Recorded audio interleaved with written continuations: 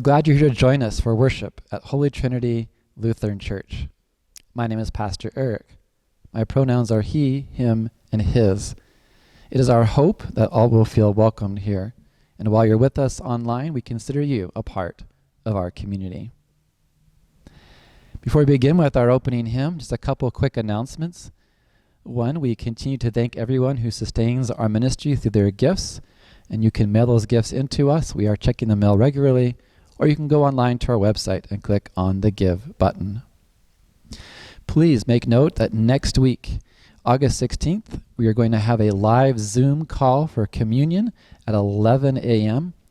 Before having communion, we have a special blessing of the devices. Normally this time of the year, we would bless the backpacks of the children and students in our congregation.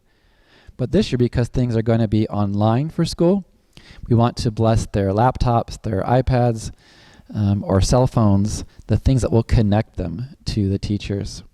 We also want to say a blessing for all the educators in our congregation, from preschool up into college. So we hope you can join us next week, 11 a.m., for a live Zoom call for a blessing followed by communion. For now, we sing our opening hymn, Day by Day.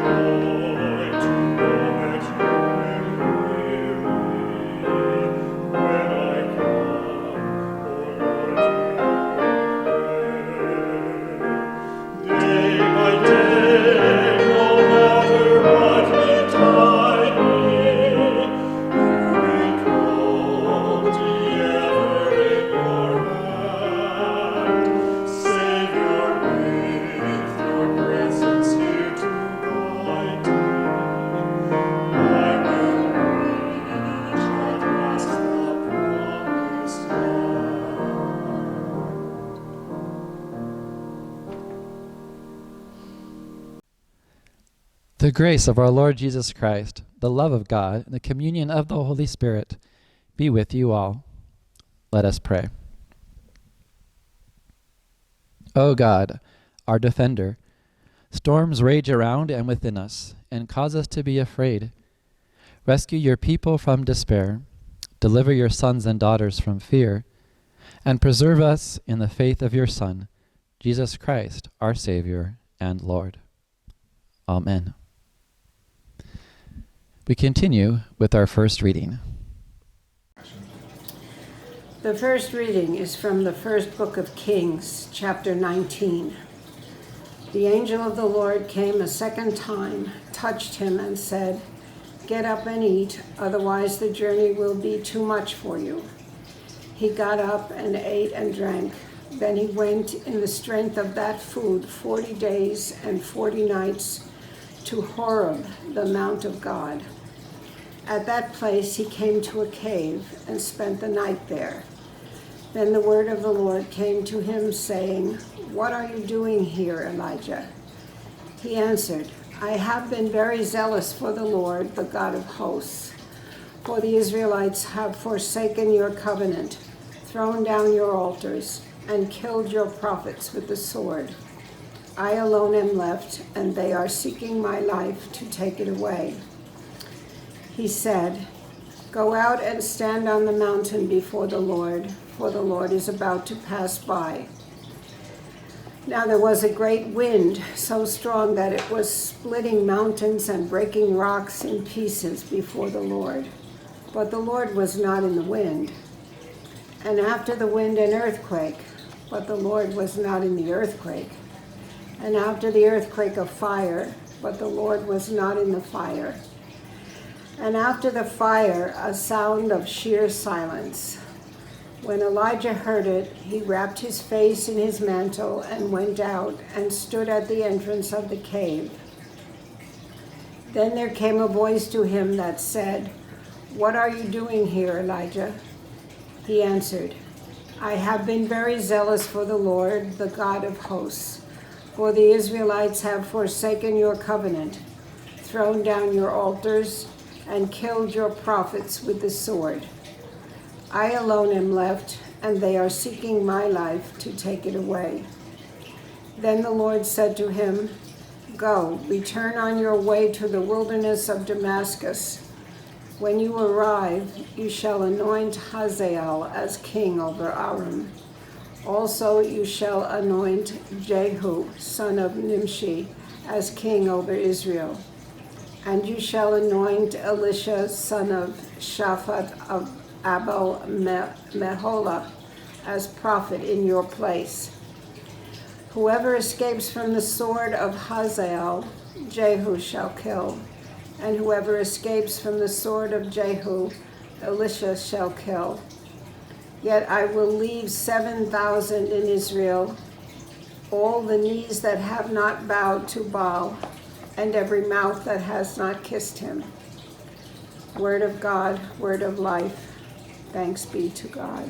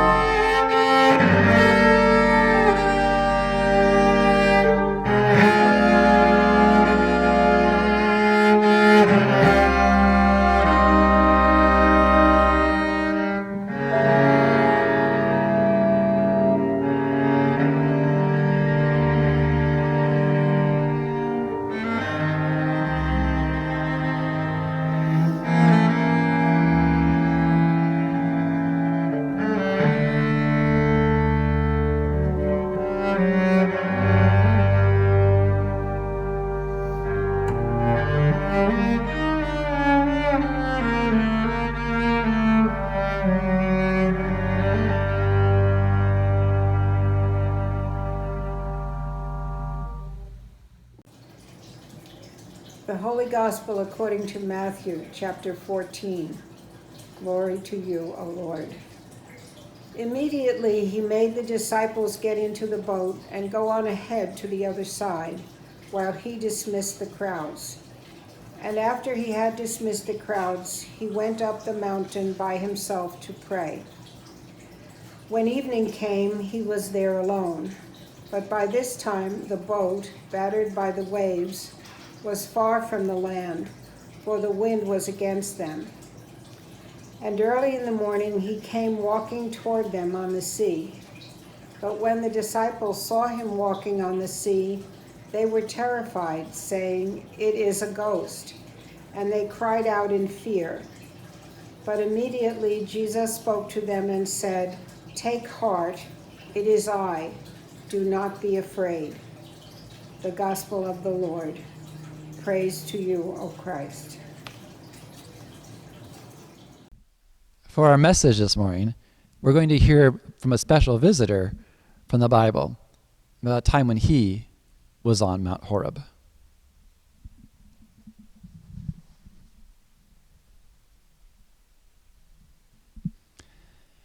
Have you ever felt like you were in a cave?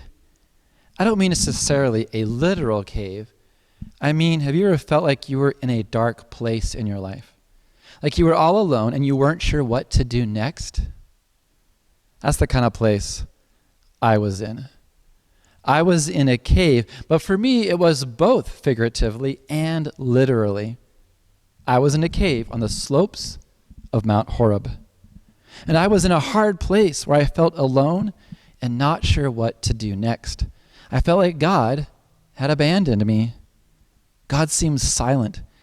And this silence was especially frustrating for me because I was used to hearing God speak. You see, I am Elijah. That's right, Elijah, one of the most famous prophets in the Bible. And as a prophet, I know a thing or two about how God speaks. I've experienced God speaking to me in many and various ways. But at that moment, in that cave, I could not discern what it was God was trying to tell me. It seemed as though my purpose, which had appeared so dramatically clear, was now foggy and dim. My resolve was faltering. I needed something to go on, something that would let me know God still had plans for my life. It all started a few years ago. That's when I first felt the tug, when I first felt compelled to speak. Well, I've been living the life of a prophet before then. I have been training with the other prophets on how to interpret Scripture. I've been steeping myself in prayer and how to listen for God's voice. From time to time, I would travel with the other prophets, and we would speak and preach to the people. But when word got to our camp about how King Ahab, king of Israel, had married a foreigner and was now worshiping foreign gods like Baal, well, that's when I first felt that passion burn within me. I became overwhelmed with a call to speak the truth, even if it meant speaking truth to power. So I set out to seek an audience with the king. I was naive and idealistic enough to think the king would have an open heart, who might be willing to change. Even though it would be hard for him to hear, I thought, well, perhaps his ways might be different if he knows the truth. I was going to tell the king that God was going to cause a drought to descend upon Israel. Baal, the Canaanite god, was supposed to be the god of vegetation and rain. Well, we'll show Ahab who the real God of the rain is. But honestly, I didn't think it would come to that. I thought Ahab would want to change, that Ahab would repent, and then God would relent from bringing the drought. I was wrong. Ahab did not change, and God was true to God's word. A drought came down upon the land of Israel and the surrounding regions, and I soon found myself hiding out in the desert. That's right, hiding. Even though the message was from God that I brought to King Ahab, he did not want to hear it. And maybe he thought if he could get rid of me, then maybe he could get rid of the drought. Of course, I was afraid. I was afraid at that time like no other time in my life. And yet, I was still keenly aware of God's presence. Perhaps it's ironic to take such a crisis to cause me to feel so connected to God. But I had been convicted that the king needed to hear God's message, even if that meant putting my life in danger. And the word of God came to me out in that desert, and it said to me, "Go hide in the Kerith ravine east of the Jordan, and you'll drink from a stream there, and the ravens will bring you something to eat." And that's when I learned that God sometimes can speak through creation. I think you might have an idea what I'm talking about. You know what it's like when you look out across the vast ocean and you feel small against such an expanse of water. Or maybe you've been up on a high mountain and you look out at the wide world and you think to yourself, who am I that God would care for me? That's how it was for myself. Sitting by that bubbling stream of fresh water, looking out towards the Jordan, being fed by the ravens. I couldn't help but be humbled and think, who am I that God would care for me? Yet God did take care of me. And even when that stream dried up, the word of the Lord came and told me to go now to the town of Zarephath, and there would find a widow who would supply me with food. And that's when I learned that sometimes God can speak through unexpected people. Here I was, an Israelite in a foreign land, a land that sometimes was considered enemy territory to my people, and yet, when I prevailed upon this woman, who was a Gentile, with a different beliefs and culture than my own, she allowed me to stay with her. Maybe she was just one of those kind-hearted people. Maybe she was just desperate for any kind of help. But whatever it was, when I told her that God would not let that jar of flour go empty, she trusted me. She believed. She set aside her fear and wasn't afraid. How interesting to find such faith in a foreign country. Through the kindness of that widow, I heard God speak to me, telling me the Lord would provide. And even the most unexpected places, there was still hope. I lived like that for the next 3 years or so, accepting the hospitality of strangers and living on the run, not daring to go back to face King Ahab and his soldiers. And yet, at some point I got that tugging feeling again. It was time to go back and face the king. And this time I challenged the king and his prophets of Baal to prove who was really God. And that's when I learned. Sometimes God can speak in dramatic and miraculous ways. We set up a contest where 450 prophets of Baal would pray and see if Baal would send down fire upon their altar. And I would do the same. They danced and nothing happened. I said a simple prayer, and boom, the fire was lit. You know, sometimes when people say, I wish God would just send down a bolt of lightning and tell me what to do. Well, I experienced that. And after it happened, I was so filled with adrenaline, I got all the people pumped up with me as well. And we went and struck down the prophets of Baal. But you can imagine, that didn't set too well with the king or with his queen Jezebel. And Jezebel sent her soldiers after me. And there I was again, on the run, scared for my life, going back into hiding in the desert again. That first night an angel did appear to me and brought me some food, but after that, nothing. No bubbling streams, no ravens, just silence for 40 days and for 40 nights up there on Mount Horeb. For the first time in my life, I began to really doubt. I began to doubt that God was actually directing my life. I doubted any real change could happen in Israel. How could I be such a part of a great victory like that and then to be on the run again. I was tired of being on the run. I was tired of being alone. I was in a cave now. And that's all I was, tired and alone. And it's then I heard what seemed to be the voice of the Lord coming to me and saying, "What are you doing here, Elijah?" "What do you think?" I wanted to respond. "I've been trying my best to serve you, God, and tell your people your word, but the Israelites have rejected your covenant. They've torn down your altars and turned away. They've put all the good prophets to death. I'm the only one who is left, and now they're after me." And the Lord said, "Go to the mouth of the cave. I'm going to come by and then speak to you." So I did. I went to the entrance of the cave. When I got there, a powerful wind came rushing past. I thought, surely God would be in this powerful wind. But God was not in the wind. And then the earth began to shake, and the trees began to set on fire. I thought, surely God is in the earthquake or the fire. But God was not in the earthquake or in the fire.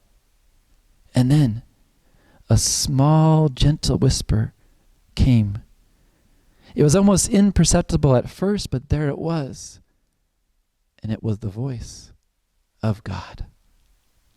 The voice was asking me again what I was doing here in the wilderness. And again, I responded that I had been zealous for the Lord, but the Israelites were rejecting God's ways. God's prophets had been rejected. I felt like the only one who was left. And the voice of God said to me in that whisper, "Go back the way you came. Anoint Jehu, king of Israel. Anoint Elisha to follow in your footsteps and also be a prophet. I have still reserved 7,000 people who have not bowed down to Baal." God wanted me to anoint a new king. God was going to help me find my successor. You mean there was still hope for real change? There were still 7,000 believers? You mean I wasn't alone? That's when I learned that even though God can sometimes speak in dramatic and miraculous ways, sometimes, and maybe most times, God whispers. God whispers and comes to us in ways that are almost imperceptible, ways that are hard to hear unless you're really listening. Maybe it takes being in something like that cave before God finally gets our attention. And when we do detect that still small voice, what do we hear? We hear challenging words. We hear comforting words. We hear God telling us, "Go back. Get on your feet again. Get back into life. Real change is possible, and I can assure you, you will not be alone." Perhaps as Christians, this isn't really new to you, for you already know that after Jesus died and rose again, he told his followers he would always be with them. But perhaps there are times when you felt like I did, like you were in that cave, like God has been silent for a while, like you want a more clear picture of the direction that you should go. Please, if you experience a time like that, don't give up. Keep listening. It's not that God isn't there. It's just that sometimes God whispers.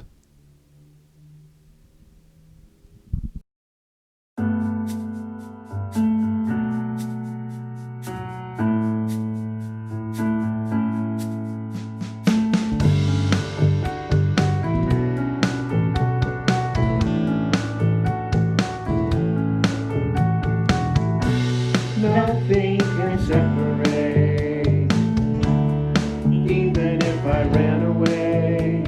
Your love never fails.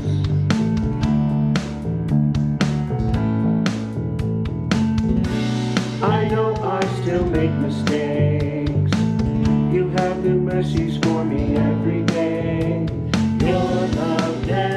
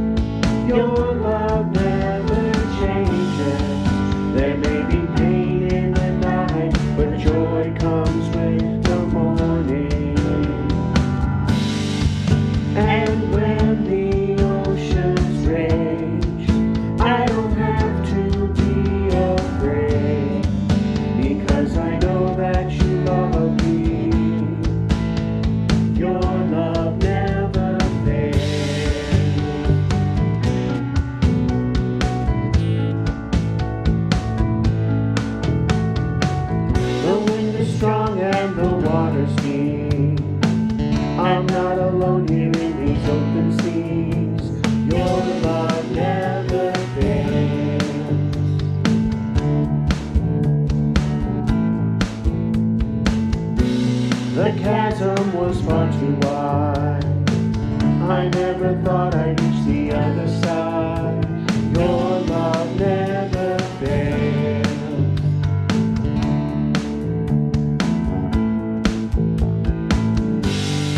You stay the same through the ages. Your love never changes. There may be pain in the night, but joy comes with the morning. And when the oceans rage, I don't have to be afraid, because I know that you love me.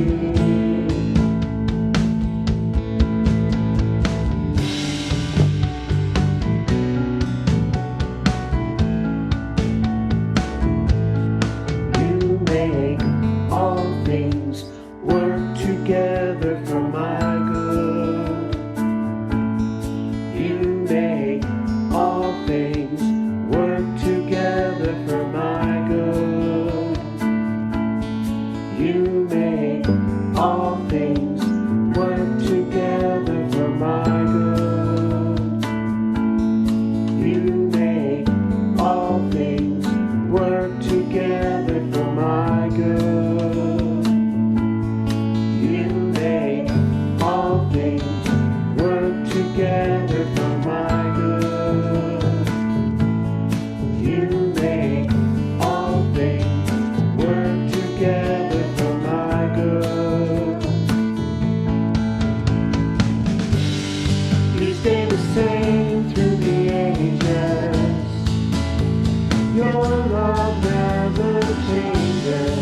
There may be pain in the night, but joy comes with the morning. And when the oceans rage, I don't have to be afraid, because I know that you love me.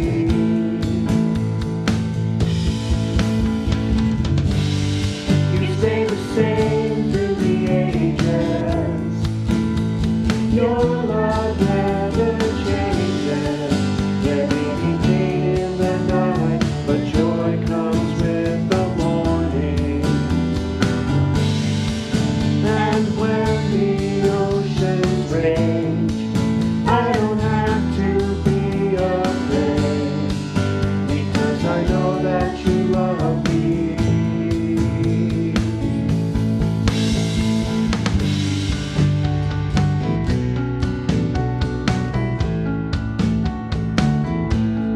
You make all things work together for my good. You make all things work together for my good. You make all things work together for my good.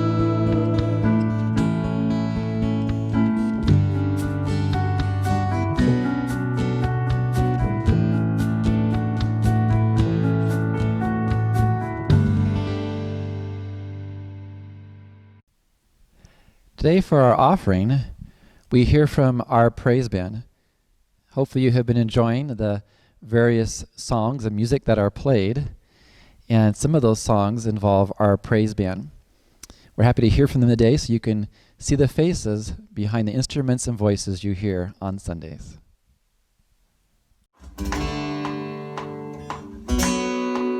We are Wanda and Richard Farron, leaders of the Informal Service Music. During this coronavirus, we have been recording all of our music at home, same as our band members. We use a digital recorder, many of them use their cell phones, and all these recordings go on to Joshua Hill, who mixes them together for our online worship services. Your love never fails. We sure do miss seeing all of you in person. Marty McCambridge here. I've been singing with the band now since this whole crisis has started, and it's been really fun recording in the studio here and studio behind me, studio. but not nearly as much fun as singing with all of you. So I'm really looking forward to getting back into worship and singing with you again, live and in person. And I'm praying for those days to come.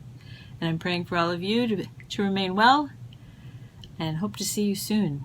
But remember, you'll find that life is still worthwhile if you just smile. Hi, my name is Mike Engstrom. I play bass in the Praise Band. I've done this together for about 10 years with my son Carl, who either plays keyboards or plays drums.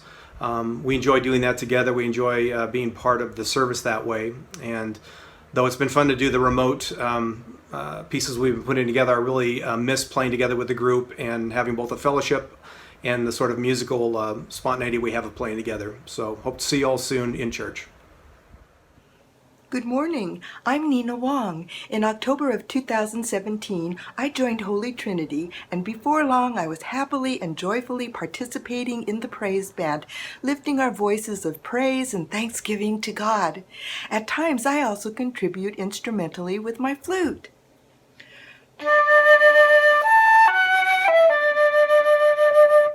To walk humbly with God.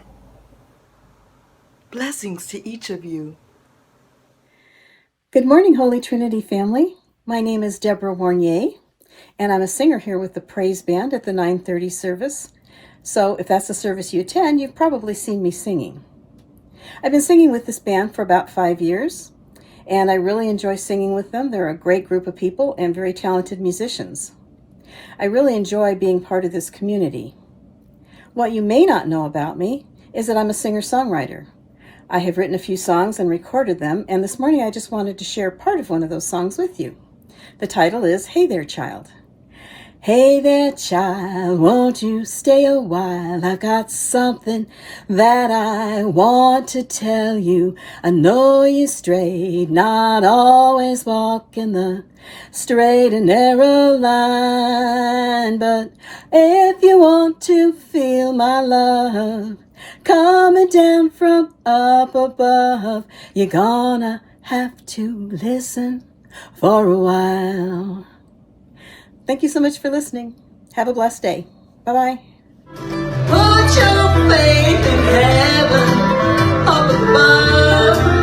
Oh yeah.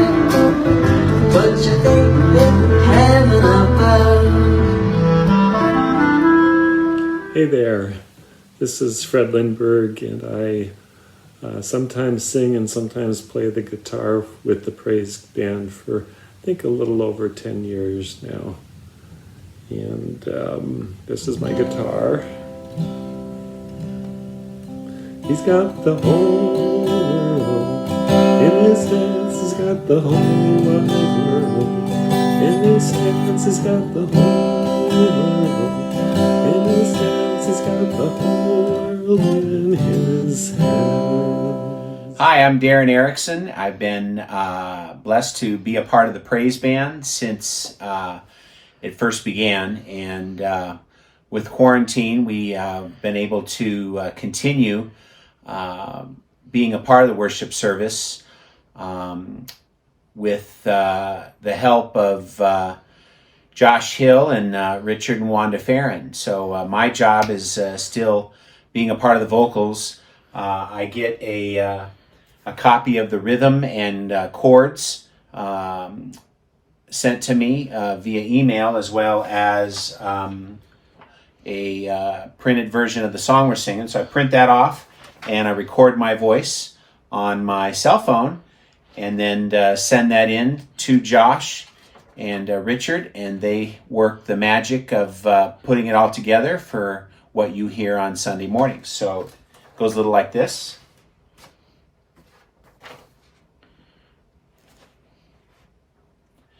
Nothing can change if all the plans I make go wrong. Your love stays the same.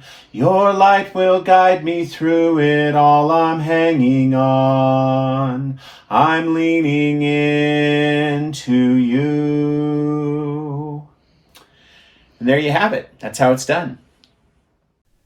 Confident of your care and helped by the Holy Spirit, we pray for the church, the world, and all those who are in need.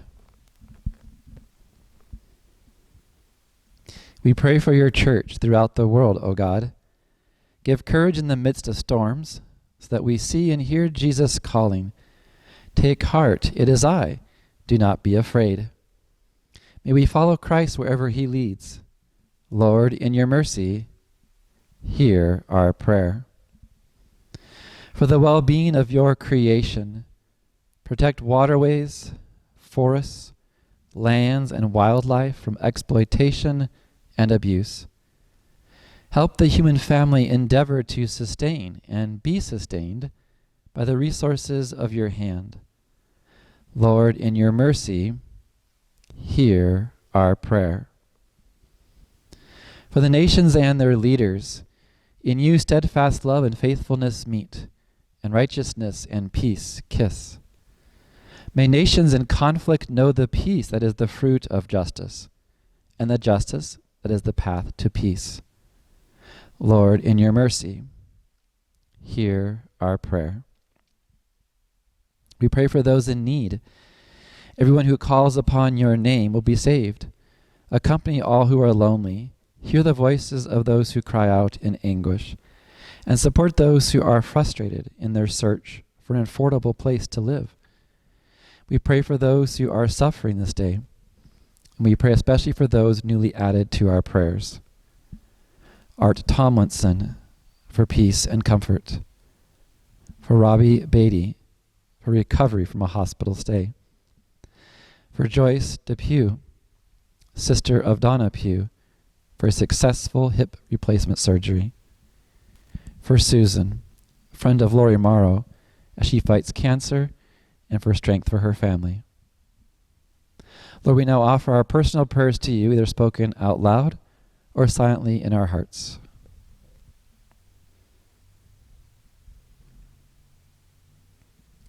Lord, in your mercy, hear our prayer. We give you thanks, O God, for the saints of the whole church from all times and places, and for the saints in our lives and in our community, whom you have gathered to yourself. Lord, in your mercy, hear our prayer. In the certain hope that nothing can separate us from your love, we offer these prayers to you through Jesus Christ, our Lord. Amen. I invite you to join me in saying the Lord's Prayer. We use a version with trespasses. Our Father, who art in heaven, hallowed be thy name. Thy kingdom come, thy will be done, on earth as it is in heaven. Give us this day our daily bread, and forgive us our trespasses, as we forgive those who trespass against us. Lead us not into temptation, and deliver us from evil. For yours is the kingdom, the power, and the glory, forever. Amen. Receive a blessing. May the Lord bless you and keep you. May God's face shine upon you with grace and with mercy. May the Lord look upon you with favor and give you peace. Amen. Go in that peace, serving the Lord. Thanks be to God.